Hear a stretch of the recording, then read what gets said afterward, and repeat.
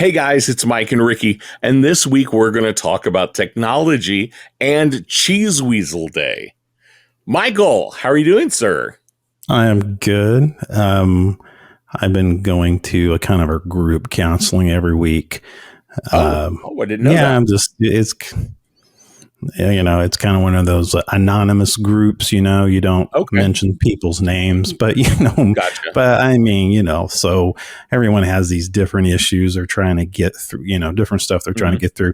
I have this one guy who, he collects, like beer cans, and his house is full of them. I got one, he's trying to do away with that. They have one guy in particular that he, has all these subscriptions, magazines. They're all over his house. Okay. I mean, and he's tried to stop. He's tried to cancel them, but he continues to subscribe to all these, all these magazines. I mean, the guy really have issues. So wrong. He's got a lot of issues.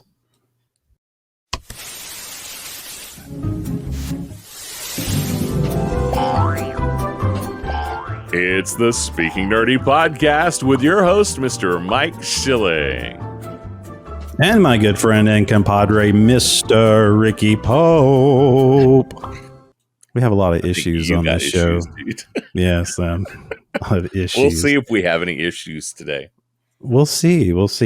This is kind of a different thing for us today. We're going to talk about a little something called Cheese Weasel. And for many of you who don't understand what Cheese Weasel is, which I can understand, many of you have never come across a Cheese Weasel. It's kind of like Santa Claus, but for IT people. For your tech support. We'll get into that. Yeah, and we'll get into that. I'll tell the Cheese Weasel story. Will you tell the story to all the boys and girls about the greatness of the Cheese Weasel? I will. Oh, great. That's awesome. So, I mean, we've got all kinds of stuff going on today. So this is kind of a hodgepodge of things. Yeah. But I think, I think we should do our little random, which fits fine for us. But let's do some nerdy happenings of the week. What do you say? It's time for the nerdy happenings of the week. Nice. Nice. Man, we got a mess for you tonight, folks. lots of stuff. Man, so where do we start? I want to start with one of the latest Marvel movies. Okay. Let's start with Madam Web, which is Marvel, but Marvel adjacent. It is Spider-Verse Marvel. It's Sony Marvel. So it's not main continuum Marvel. But so apparently the lowest Sony Marvel release so far, opening weekend. And that's saying something because, they had Morbius. But what I think is more interesting is there was a statement from Dakota Johnson, one of the lead actresses, that this particular movie actually apparently had a major rewrite before shooting. And so that's interesting. Hold on a minute. Yeah, wait a minute. So the movie did terrible. The movie did bad. Did really bad. But it was so bad before they had to do a rewrite to make it. Well, so that's the question. Would it have been better if they hadn't rewritten it? Okay. Or did it do as well as it did because it was worse before? Gotcha. That makes a lot of sense. I don't know the answer to that. Dakota Johnson doesn't say what that is.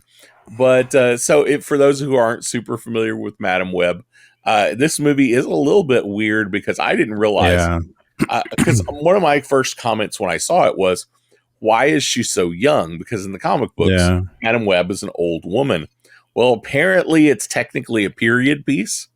So this is early Madam Web as opposed to later Madam Web, which is what we see in the comics. So I don't know how that'll all work out. I think another thing I was reading in another article, how Marvel Studios are concerned how it reflects on them, since some of the stars, when they posted on social media, made a reference of them being part of Marvel Studios, which they're not part of Marvel Studios, which AKA Disney. They are part of Sony. And there was an interesting article about fictitiously, if Marvel Studios ever decided they wanted to sue Sony for causing a bad reputation within Marvel itself, because Sony has not been. But go based ahead. On the last MCU release, I don't know that they're have a leg to stand on. Yeah, I know how bad it is. Yeah. Yeah, exactly. But this particular film did really bad. I mean, its opening really was 25.8 millions. Yeah, on the opening date. Then on Rotten Tomatoes, Madam Web was it was so bad. I'm pulling it back up. I had a colleague at work in tech support told me that he went to go see it with his girlfriend. He said it was the best, worst 1990s movie he's ever seen. So bad that it was good, kind of thing. Well, he compared it to a 1990s production of in other words, he was saying, he was, it was a backhanded comment. It was a backhanded compliment. Gotcha. So, this has actually gone down since the last time I looked. Oh yeah. According to Rotten Tomatoes, the reviewers, the official reviewers, is now 12%. 12%. Yeah. Audience score is staying the same at around 57%. So yeah, the critics are not hype on this movie, and neither is the audience, which, you and I know on Rotten Tomatoes, a lot of times when the critics don't like it, the audience does. Yeah. And a lot of times when the critics really, really love it, the audience doesn't.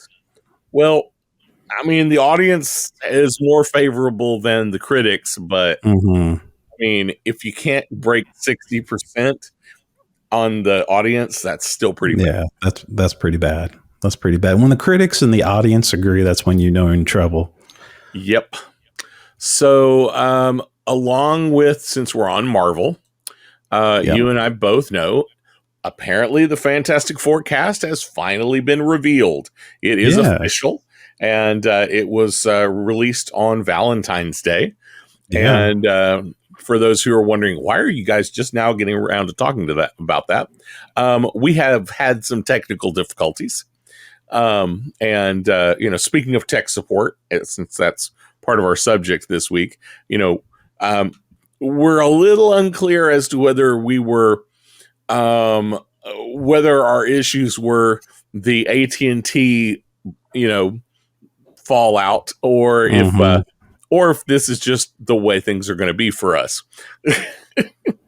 But that's why we're finally getting around to it. But Marvel has officially announced the cast. And let's see, Reed Richards, we'd already heard that Pedro Pascal would be playing Reed Richards. I'm pretty sure that was confirmed. I think that's an interesting choice.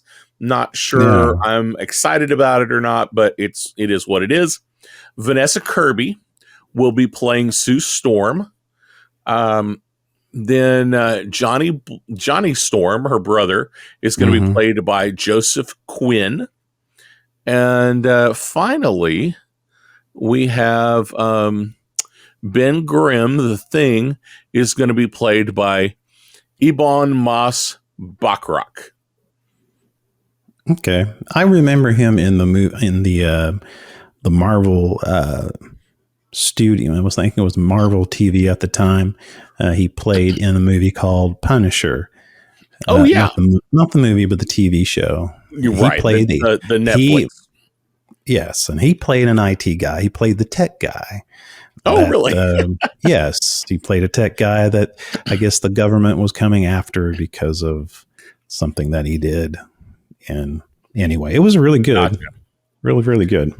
Well, these are 3 actors I'm not super familiar with. You know, I mean, I look at their list of credits and I'm like, okay, they've got decent credits. They're just not things I've seen. Like Vanessa Kirby, she was in Napoleon. She's been in Mission Impossible. She was in The Crown, the TV series. So I mean, she's been in Fast and Furious. So she's been in a lot of different things. Yeah. But just not an actress I'm super familiar with. Yeah. And then Joseph Quinn is kind of the same. He was in Stranger Things. Oh, he's Eddie Munson from Stranger Things. Gotcha. Okay. So that's probably the thing. Honestly, this is one of those, I didn't know that was what his name was until I looked it up. If you just said Joseph Quinn, I'd be like, who? If you said Eddie Munson, I would be like, oh yeah, I know who that is. Yeah, I remember him. I used to watch him on reruns of him on the Monsters. So that was really good. Different person. Different, not the Monsters. Okay, not the Monsters. Different thing. Okay, but he has quite a few different credits as well. But so that's an interesting cast. I'm interested to see how all this plays out. Pedro Pascal isn't going to wear a helmet. So, we'll have to really get it to see his acting chops this time. Yeah. We'll have to see if this stretches him. Yes. Well, since this is I'm not mistaking, a Fox now owned just ignore my joke. Yes, I did. I did.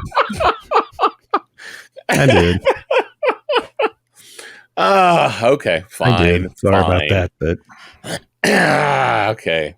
Tried to make a joke. You just it was good. It was good. No, it's all right. It's okay. Okay, what were you saying? I don't know anymore. That's okay. It doesn't really matter. Well, along with Marvel, back with Marvel, X-Men 97 dropped a trailer. Yeah. And it looks really good. It's interesting the way they are playing this. They have tried to create the feel of the original TV series. So they're trying to stay true to that decade. To X-Men, the animated series. Okay. So, we're not getting super upgraded graphics. We're not getting a whole different style. They tried to use that 90s style. I'm sure they're going to update the storytelling because, Disney and Marvel can't help themselves. But at least the look is going to be similar.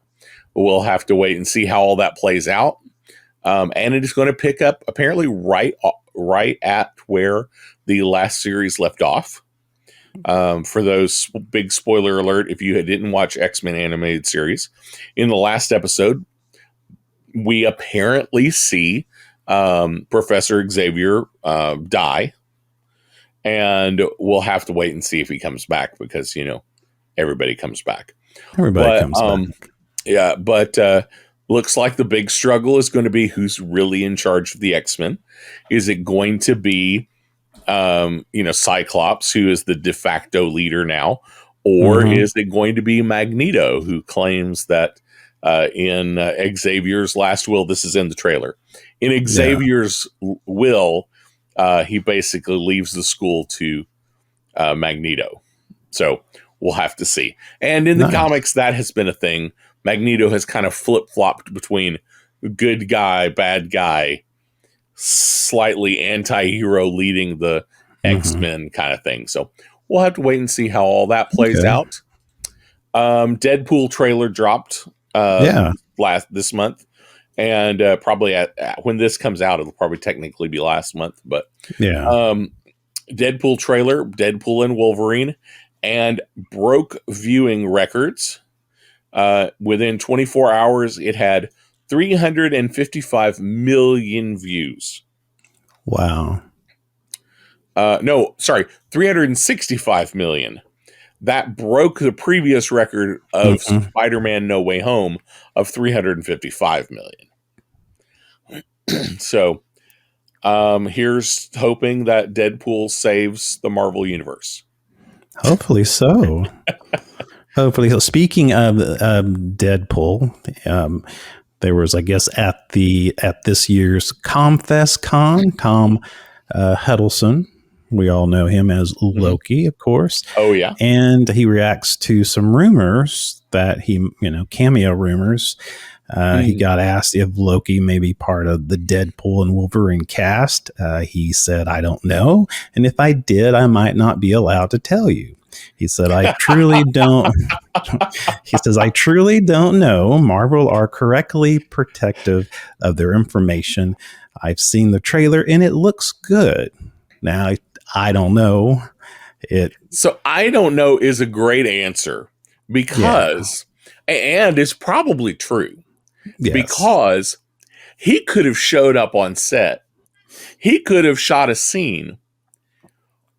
But so many things happened in the making of this movie. Yeah. There's no telling whether his scene is even going to make it to the final cut. Yeah. If he shot one. That, or they take one. That if they just take footage from Loki 2. True, because we do know this is going to be involving multiverse, and it is going to involve the TVA, which is a big part of the Loki series. Exactly. That's something I was surprised about. I knew it was going to be a time hopping movie. They talked about that for a long time. That it was going to be multiverse somehow, but I really wasn't expecting it to revolve around the TVA so much. Yeah, me neither. But I guess if you think about it, who's going to be the baddie in that? And of course, who's the goofball who's always getting in trouble? That's Deadpool, and the TVA has got to figure out how we can keep this guy. I mean, I don't know what the storyline is. I just know the TVA seems a lot compared to Loki, where the TVA is kind of became redeemed in a way. It seems like in the trailer that they're back to their old the old ways, I guess. I don't know. Yeah, we'll find out. We'll have to see. Find out. Or is this the TVA from a whole different universe? Wait a minute. Wait a minute. Now I'm confused. Is that possible? I don't know. Is that possible? Who knows? I don't know. Who knows? I don't know. I don't know. Well, what do you have for nerdy happenings of the week? Well, and also too, and this is, I don't know how nerdy it is, but I remember you saying I watched NCIS for the longest time, because they had because they had like 500 seasons. But no, this is one from earlier on, and I know, which those of you who are fans, who's been there from the very beginning, is going to remember that.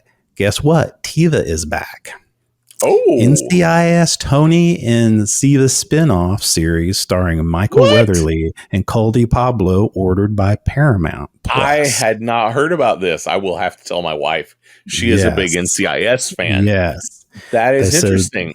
So, quoting from CBS Studios, they say CBS Studios is expanding its ever-growing NCIS franchise by bringing back two fan favorite characters from the Mothership series. Tony Diazzo, played by Michael Weatherly, Ziva David, portrayed by Cody DiPablo, who will reunite on the screen for the first time in 10 years. Paramount Plus has given a 10-episode series order to this untitled spinoff, headlined by Weatherly and David, and written by John McNair. All three executive produced. The nickname NCIS Europe, that's a nickname right now, is a spin-off set to start production. I was going to say Paris, because as I recall in the show, that's where they were. but Yes. calling it Europe makes sense. Yeah. They've had one recently, NCIS Sydney, which was set in Australia. Exactly. So none of this is super. I don't know that it's surprising, but it is interesting. I'll have to let my wife know. Yeah. They said in the new set, they said in this new spinoff, it's set to start production later this year and will follow Tony and Ziva as they find themselves on the run across the continent. And of course, if those remember, Ziva, quote unquote, was killed in a drone strike, or I forget what it was. She was killed. What it was, but yeah, she was. Anyway. And then they have apparently they have a little girl. So anyway. Yes. On the show. So it is canon on the show that they have a kid. Yes. So, anyway, but along with that, since you mentioned NCIS, I don't know if you knew this, David McCollum, who played Ducky on NCIS, passed away. And my wife, like I said, my wife likes watching the show. And they had a really great tribute episode to him, which basically revolved around the team experiencing the funeral, and the situation they were in was something that apparently he was because they he died in real life, so they allowed him to die on the show, and they have to relive a case that an old case he was still working on. Gotcha. And it's a really great episode, by the way. That's good. Where they go through all that. Tons and tons of flashback videos from previous episodes, and it was a good tribute. Speaking of comebacks, or maybe a reboot, Liam Neeson, yes, right, Neck Again reboot with Liam Neeson coming in 2025. That is so weird. That is so weird. And, I can see him doing it. The Naked Gun reboot starring Liam Neeson and produced by Family Guy creator Seth MacFarlane and Erica Higgins. The production company of Fuzzy Doors will arrive in theaters on July 15th, 2025.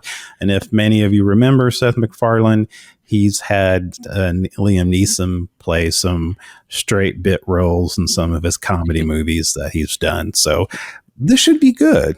I was going to say, it's set up to be good. Yes. I really want to see this. I do too. I hope it's as good as it sounds like it should be. Because Seth MacFarlane is not afraid to make fun of anything. No, he's not. And I guarantee he's going to do it. Yeah. Yeah. He won't pull punches, and he will make fun of everyone. That could be good. And also, too, if you are a Netflix subscriber on your iPhone, guess what? You're being cut off. That's right. Netflix will stop accepting funds from those grandfathered into paying via their iPhone or iPad. The move, however, means that some members may lose their $9.99 basic plan. Why on earth would you cut off Apple Pay, or to pay through Apple? That does not make any sense to me. Yeah, Netflix. I don't know. You got your maybe Netflix they don't have as many subscribers. Maybe they don't have as many subscribers using Apple as I would think. That's interesting. I don't know. Unless they are charged using the app. I don't know. Yeah. Hey, last week, well, I didn't say it. Well, on the last, the show that we had issues with, I had exciting news for our Star Wars fans who are gamers like me. Mandalorian Star Wars game is reportedly at the works at Respawn.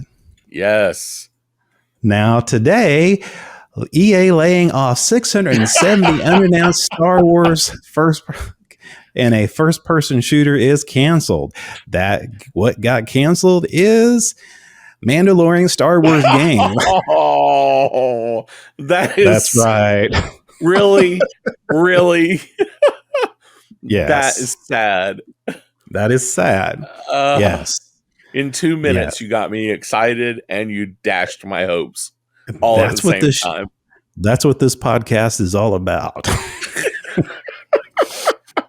Oh my goodness. And also too, for fun too, there is a new, for gamers out there, there's a new product that you might be interested in. Okay. Yes, it's called the Game Scent. It's a new AI device that lets you smell game worlds while playing. Okay. Yes, Game Scent is a new product that uses AI to release scent that correlates to your gameplay on your display. That could be good or horrific. I'm not. I guess it depends on what game you're playing. It's a patent pending. Adapting allows the device to use real-time audio cues to dispense a scent, like the smell of rain during the storm or gunfire in a first-person shooter that corresponds with your game. Game Scent is a small box compatible with PC, console, VR headsets, as the device can plug into either an HDMI or a 3.5 millimeter audio jack. But out of the box, it comes with gunfire, explosion, racing, clean air, storm, and forest. They say some additional scents will also be available for purchase in the future. A few upcoming scents are Sports Arena, Blood, and Sports Arena is just going to smell like beer. Yeah, and urine. So, so it is now available on Amazon, Walmart, Best Buy, and GameStop, with the product currently on sale for $149.99. That is so weird. That is so weird. And for that, my friends, if there's nothing else, that is the nerdy happenings of the week. And that's all for the nerdy happenings of the week. Oh my goodness. And that's something. Wow. That is something. Man, and if that's something, we have some also what we like to call stupid news. It's the weird and stupid news with your host, Mr. Mike Schilling. We're going to see how this goes, folks, because this was an epic fail last week. So let's go ahead and get into it again. I think it's still good for the whole family. But one of my favorite things is, of course, we had Valentine's, which, yes, I know, folks, it happened several weeks ago. But, love is always in the air, and you always have next year. And I want to make sure you folks are prepared for next year. So let's talk a little bit about what happened this last Valentine's and some of the ideas that you can do for those that you love and those that, the opposite of love. Anyway, that's right. Looking to get even with someone who dumped you? An animal shelter in New Jersey has a novel idea, the perfect gift for your ex. Here's a hint.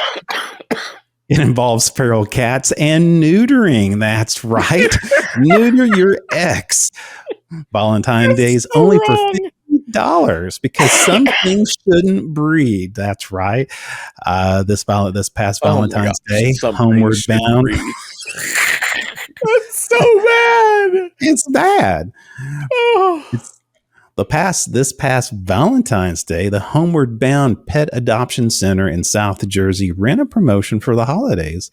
For a $50 donation, you could name a feral cat after your ex. And then the feline would get sprayed or neutered before being released back into the wild. Year before last, wasn't it crickets that you could name you could name a cockroach after your. Yes, you could. You can name a cockroach. That's right. And feed it to the lizard. I know. I think this one's better, though. I think so, too. Yeah, the shelter posted a flyer for the campaign on Instagram, including the line, because some things shouldn't breed. That's right. And it was part of the center's initiative aimed at controlling the feral cat population through a neuter and release program. The shelter said full names, though, could not be used, which would have been awesome. Only first names or nicknames for the neuter namesakes would be accepted. So did they send do they send a card commemorating this to your ex? I don't know if they wanted to do that or not. I don't know if that's. That I mean, and how do great. and if you name the feral cat, I mean, do they get like a little metal little tag with their names on it? I mean, for $50, I would want them at least have something that has the name of my ex on the cat. I mean, not of somebody's ex on the cat. Woo. Yeah. So anyway, yes. So, and if that's not odd enough, Northern Ontario Pizza Shop. Now, this is interesting. A Pizza Hut branch in Northern Ontario has recently gained a viral attention. Of course, not for their awesome pizza or tempting specials, but due to let's just say an unfortunate typo. That's right. Due to unforeseen circumcisions, the dining room will be closed this evening. Sorry for your inconvenience. That's right. Today, yet in the era of social media, such mistakes rarely slip by unnoticed, and the Pizza Hut outlet in Timmins, Ontario found itself in the spotlight after this unexpected closure on January the 23rd and 24th. A sign at its door cited unforeseen circumcisions as the reason for its closure. And yes, you read that or heard me correctly. Images of the sign swiftly circulated across local Facebook groups, quickly making their way onto various social media platforms. One user with a substantial following at Adam Great Tweet shared a snapshot of the sign with the caption, "The perfect typo does X," and that's it. Notably, American actor, that's right, American actor of all things, George Takei jumped into the fray, tweeting screenshots of Adam's post with the quip, "Typos are my worst enema." Oh my. Oh my, my, my. That's right. I'm glad you got to that one real quick. Yes, the Takei's tweet garnered nearly 85,000 views and numerous shares within a short span. Locally, the Pizza Hut franchise handled the situation in a good nature and a sense of humor, responding to the gaffe with a new sign and a customer deal on January the 24th. So that was nice of them. In light of our circumstances, for a limited time, when you buy one regular priced pizza or large pizza, you can get the following for only $5. Medium meat lovers, medium pepperoni lovers, medium Canadian. And guess what? No tips required. Thank you for your patronage, Timmins. That's right. So wrong. That is so wrong. And finally, fans, those who are fans of Korean drama, well, of course, Netflix, they never turn anything away, it seems like.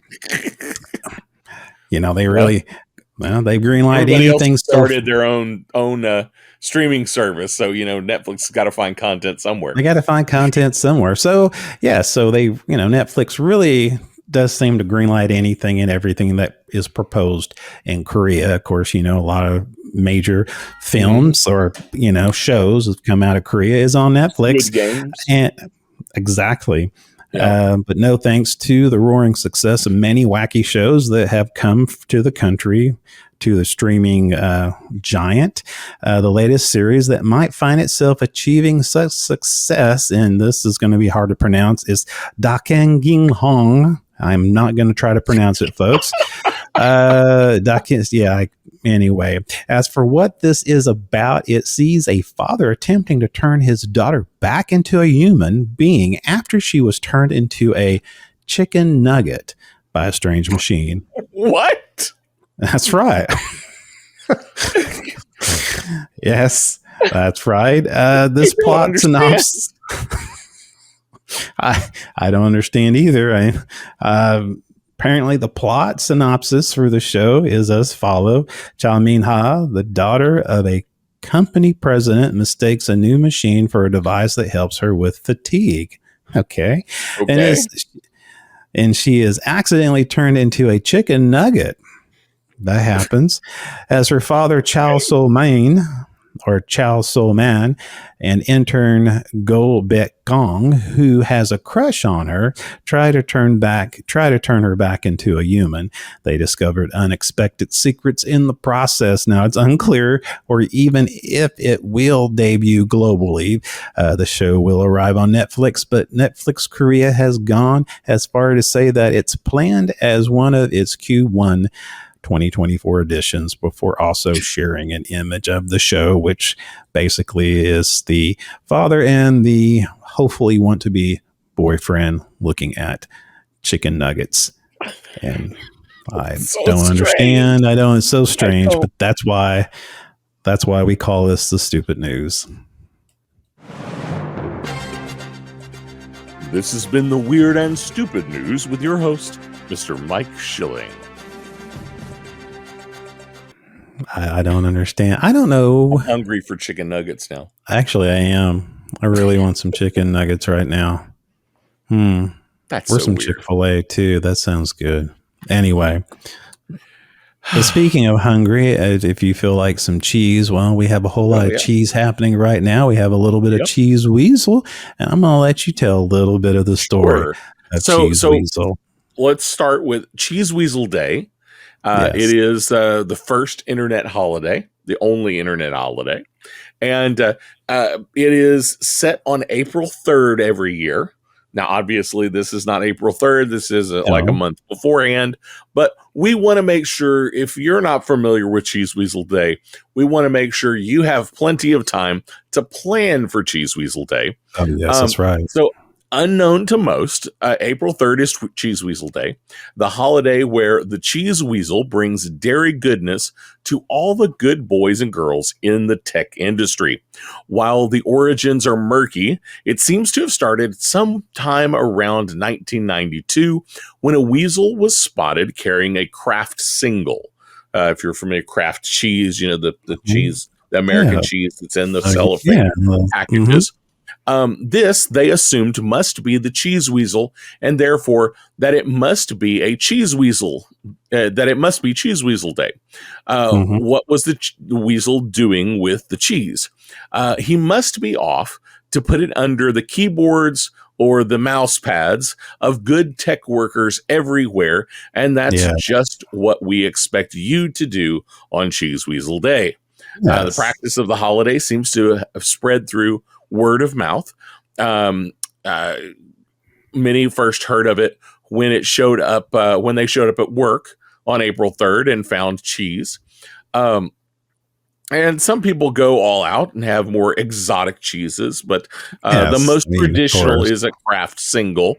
The cheese weasel leaves, cheese under the keyboards of good tech workers. And that's kind of the whole idea. The holiday does seem to be growing somewhat every year. I hear more and more places. It has come up on places like TechCrunch. The holiday has appeared on TechCrunch.com, and a few other websites have had special, articles about Cheese Weasel Day. And what many also don't know is there is a song, a traditional Cheese Weasel song. Really? Yes, and there's actually one particular song, one particular version. There's lots of different versions out there of the song. They all basically have the same words, basically the same tune, but some slight differences. But one in particular, there's a music video for it. Really? Would you like to see the music video? I would love to see a music video about the Cheese Weasel. All right, let's watch this. Everyone knows Macs are way better than PCs. Come on, they use the same processors anyway. Guys, we don't have time for this. We're gonna find the Cheese Weasel this year. You hear that? Who brings the cheese on April 3rd? Not a bunny, reindeer, or a bug. He's the Cheese Weasel. He's got a black tail, tiny buck teeth. He doesn't bring fish and doesn't bring beef. He better be good if you want some cheese. A new place of cheese under your mouth. It's not the kind of Swiss you'd eat with your mouth. It's not just a piece of your mind, he's got everyone's back.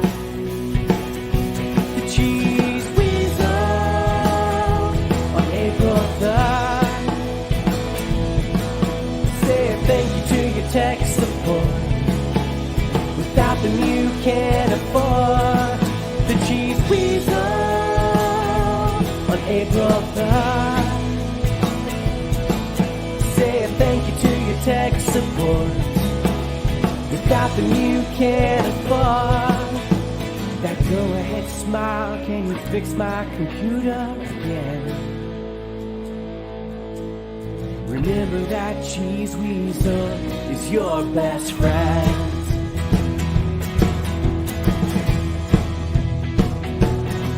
The Cheese Weasel on April 3rd.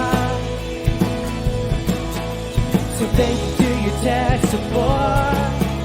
Without them you can't afford. The Cheese Weasel on April 3rd. So thank you to your tech support. Without them you can't afford. Now go ahead, smile, can you fix my computer again? Remember that Cheese Weasel is your best friend. He's already been here. Your best friend, man. Your best friend.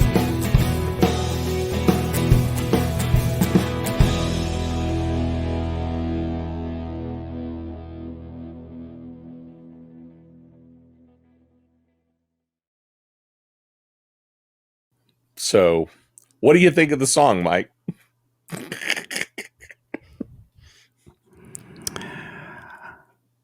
I think it's pretty cheesy. The basic premise is that if you are in a technical field or if you work in an office where there are tech support people, that this April 3rd is the day that you kind of celebrate them, say thank you to your tech support workers, and give them a little pat on the back and some cheese. Now, speaking of pat on the back, we have to let you know that our good friend Ricky Pope produced this video. So he did. I did direct. This video. It was really good. I mean, it just. Thank you. Yes. I think it deserves a lot of applause. I actually I didn't Yeah. realize it until we were talking about doing this episode. Yeah. This is actually the 10th anniversary of the release of that music Isn't video. that something? That's so pretty 10 awesome. years ago, I produced that video. That's awesome. But for those who are just listening, that wasn't my voice singing. I produced the video. No, exactly. But it was an interesting process. The Cheese Weasel people reached out to me and said, "Hey, we've got this musician, and he's recorded the song, and would you produce a music video for it?" And I was like, "Absolutely," because that is the most bizarre thing I could possibly do right now. Yes, exactly. and that's what we do. We don't turn down bizarre things. We don't turn down the bizarre and the weird. Yep. So that's awesome. But you and I have both worked in tech support before. Yes. I'm not currently working in tech support, unless you count when my dad calls me. Yeah, that's pretty. I mean, that's You're under contract with him. Yes. Yeah. But you and I have both worked in tech support, and I'm sure we have some interesting stories. Yes, we do. Yes, we do. But what was it like for you working in tech support? I've been in IT for over 20 years, and I remember the first time being in tech support. One of my favorite shows is the IT Crowd, and that And so if you are an IT guy and have you ever seen the BBC show, The IT Crowd, you can relate to it. And came in during that time where, dial-up connection was at home. You worked for an organization. They usually had a T3 line, which means that, if you were going to download any bootleg music, you did it at work. And that was back in the days where YouTubes and Napster. What was Napster? They were the Wild West when things were good. Things were good. I'm not saying you ever did it. Back then when you didn't have to go to .com to download things. That's right. And then you could go to certain sites. I'm not saying I did. I'm just using this as an example. Never would.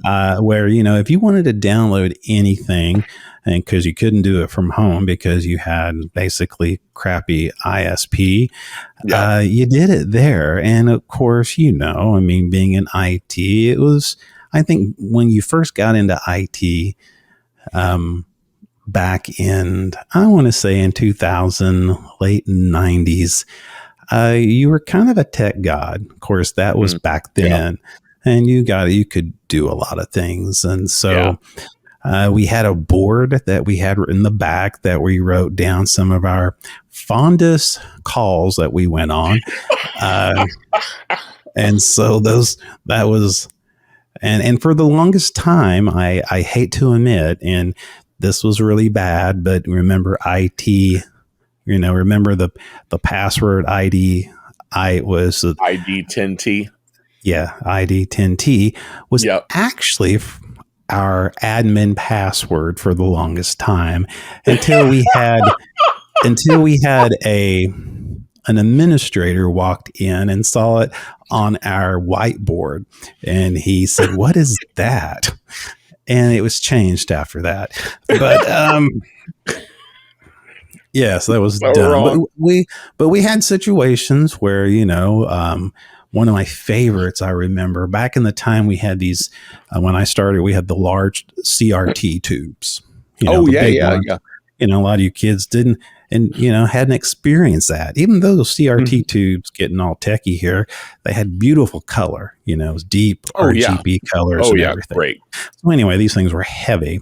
And we had a person that was next door, a very nice lady. I'm not going to mention any names, but she had always had issues and was kind of one of those people that we always try to go the back door so we wouldn't run into her because she had strange problems.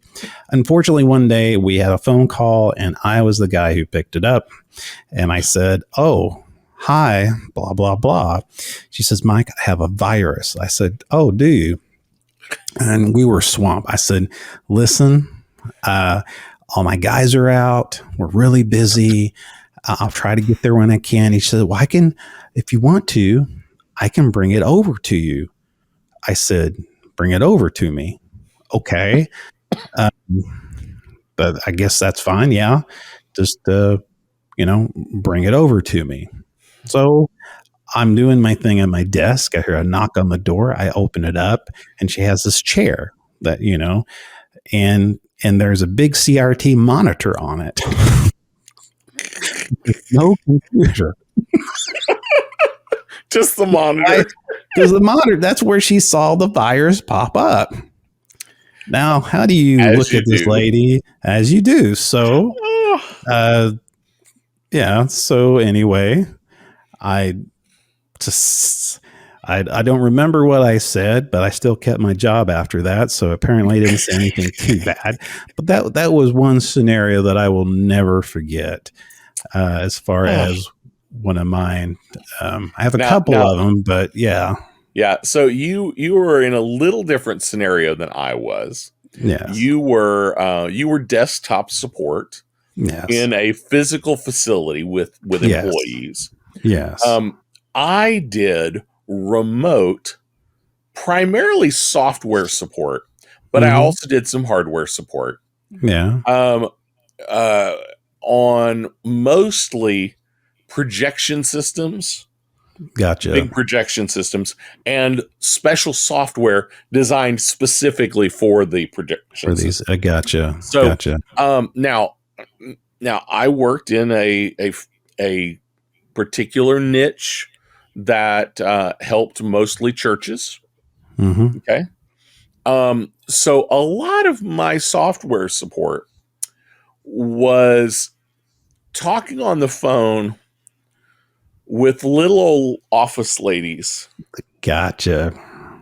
About why the Yes. software didn't work Mm-hmm. on Sunday morning. Mm-hmm. When she didn't really know how to use a computer to begin with. Yeah. And she wasn't the person who actually used the software. Yeah. Yeah.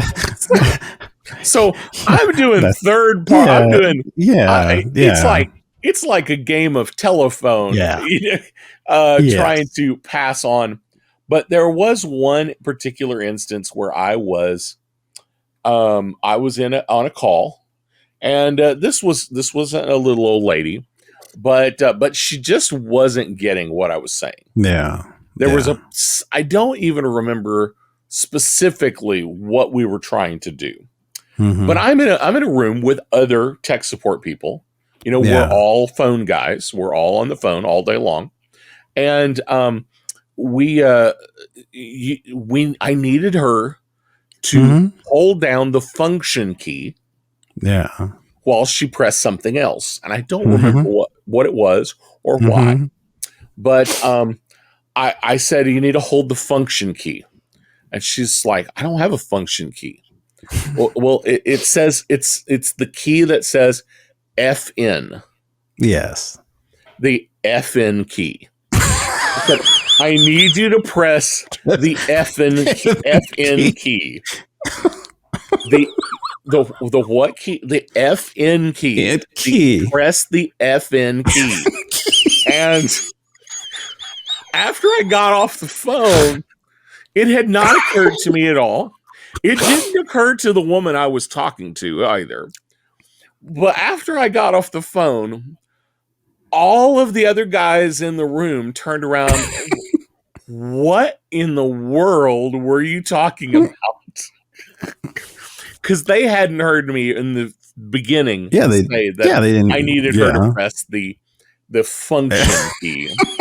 All they heard was the FN key. And I repeated it so many times. I love it. That's a meme. We need to create that meme. That's a meme right there. Okay. That'll be a meme.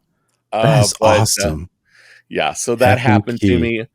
And I'm working in a place where we primarily work with churches. So that made it even better. That's even better. Yeah. So, that was tech support is an interesting world to live in. You see a lot of things, well, especially if you work in an organization. And I still work in an organization. I'm more in a supervisor role now, so I get to do some. I don't get to go out and do things like I used to, but you get to, when you're out, you get to hear and you get to see things. You're basically the fly on the wall every place you go. You get to see things, interesting things. Things that you have to be careful who you share with, but there is that board. So did you ever have a situation? This is something that happened to us. Yeah. Once again, because we worked with a lot of religious organizations and projection systems. Yeah, we had a few people that traveled overseas with their equipment. Okay. Yeah. And I remember, I said I worked in this area. I was in the call center.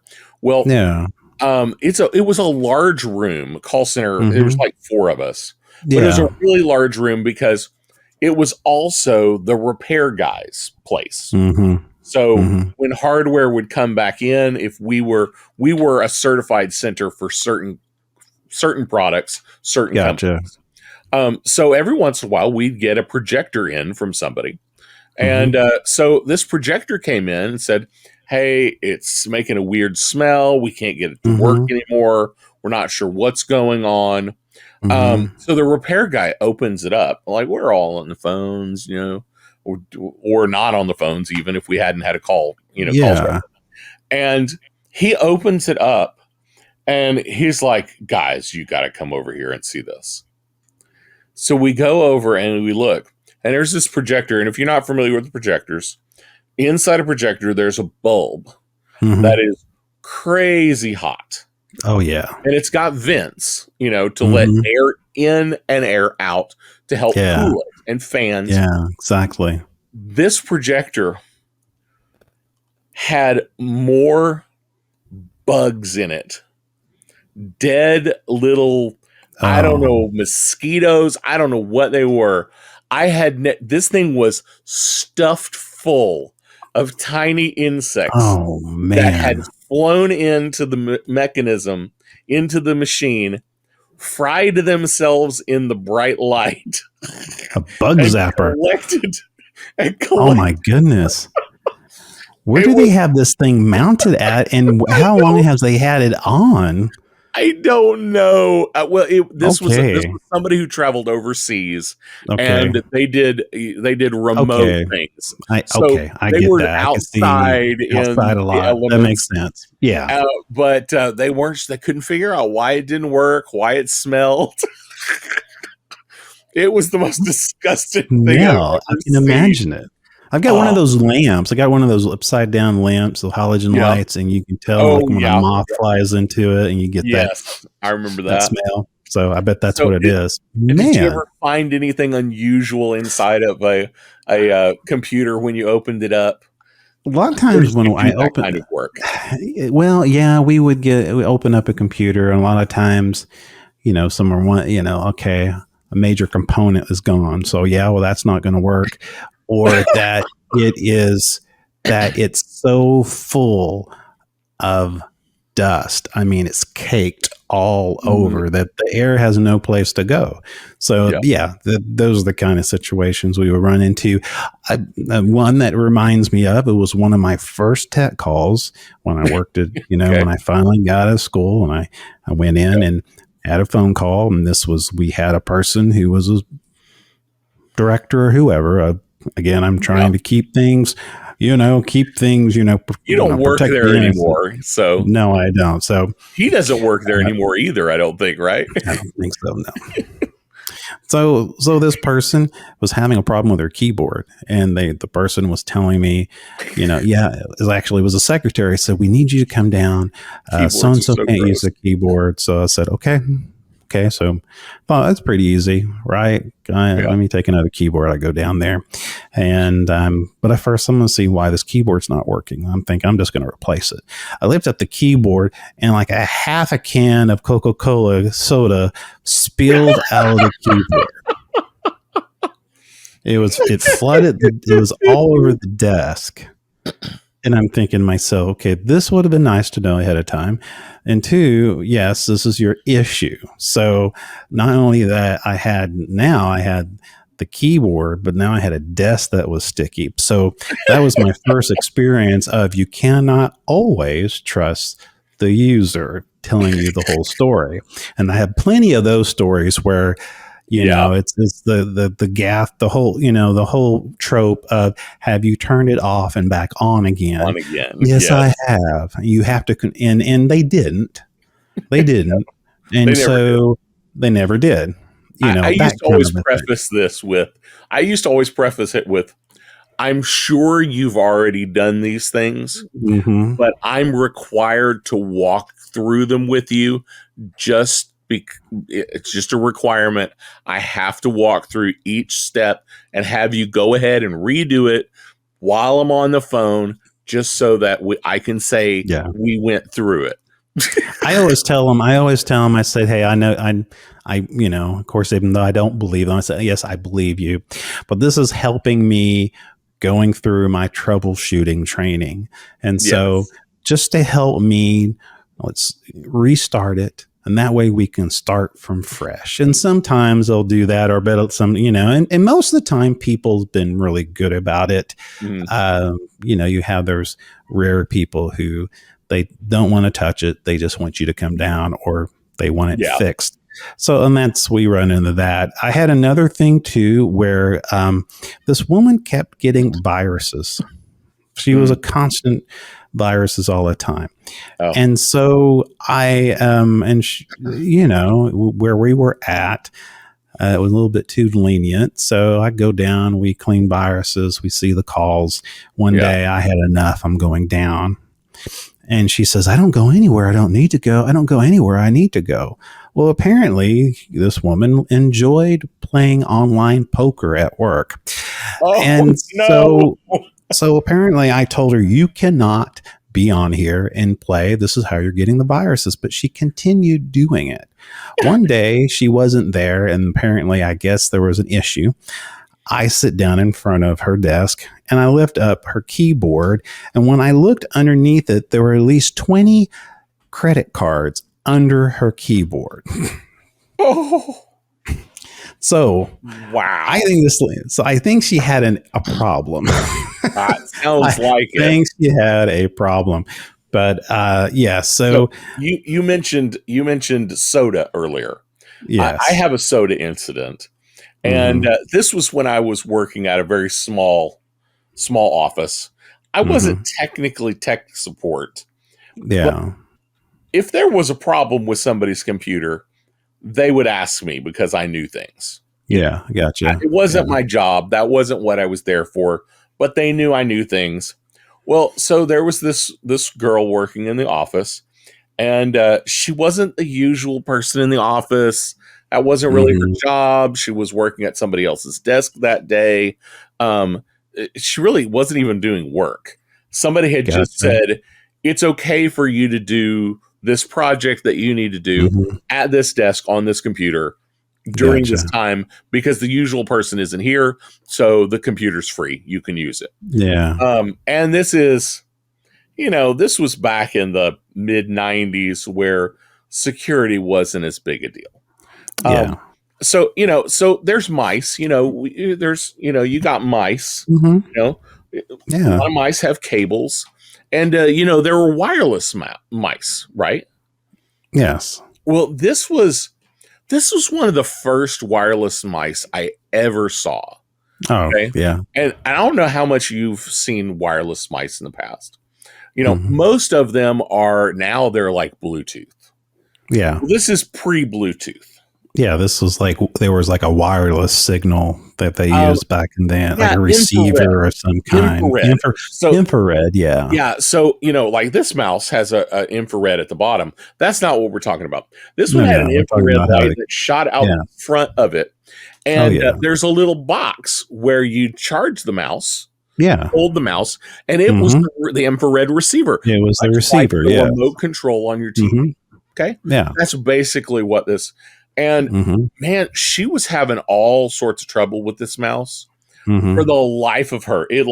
She would move the mouse right and it wouldn't move, and then all of a sudden it'd move. Yeah. And then she'd move it left and it wouldn't move, and it wouldn't move, and it wouldn't move. And then all of a sudden it would start moving. She couldn't for the life of her figure out what was going on. She called me in there and said, Ricky, what is wrong with this mouse? So I reached over and I moved her can of Coke about 3 inches to the left. And the mouse worked beautifully after that. Well, I mean, back in the day, you had those CRTs, right? And the CRTs weren't shielded well, so we had these. People had these big speakers, and they had them right close to them. Oh yeah, and it's just So it's it's all like like your TV, it's just all scrambled. And so you come by, you move them off to the side. We used when wireless mice first came in too, and then keyboards, there was a lot of issues with frequencies. We have phone calls because somebody from the cubicle next to them is typing and it's showing up on somebody else's computer screen. So it was, so it was exactly. So it was hilarious during that time. Yeah. So for those of you who are in tech support, we feel your pain. We have been there. Thank you.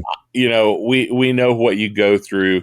And if you are not appreciated by anybody else, you are appreciated by Speaking Nerdy. That's right. And, Speaking Nerdy. So this is your pre-Cheese Weasel Day. Thank you. And if you're in a tech support role, or if you're in a leadership role, definitely make sure on April 3rd that you thank your tech support team.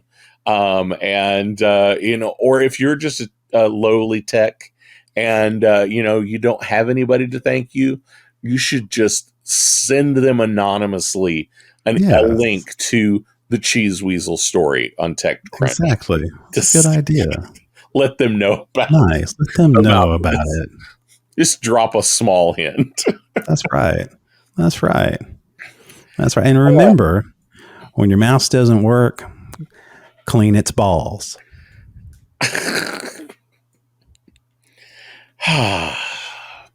When they used to have balls, I don't think I was mice have balls now. So you've really dated yourself there. I really did. That's what I guess. Yeah. People that started using computers in the last 5 or 10 years have no idea what you're talking about. Those are but that was a thing, by the way. Those are nasty too. And it's always fun when you have to tell somebody they need to clean their mouse's balls over the phone. That's my favorite. That's right up there with the F&N key. Mm-hmm. Oh my goodness! I think that's all we have. I think that is more than we need. Tell the people where they can find us, Mike. You can find us on speakingnerdy.com. You can also find us on youtube.com/speakingnerdy, where all our videos are at, including this one. You can get us also we're also on Instagram, and you can also catch us on our Facebook page, Speaking Nerdy, as well. And we also have a group. So jump in, join, answer the questions, and be a part. And we should be back next week, our friends, if all things are working in the tech-verse. Absolutely. Thank you.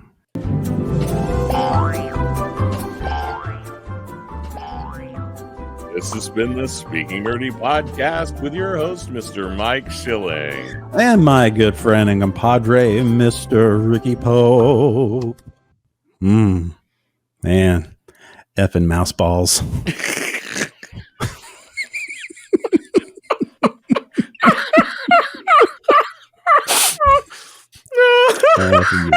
Balls.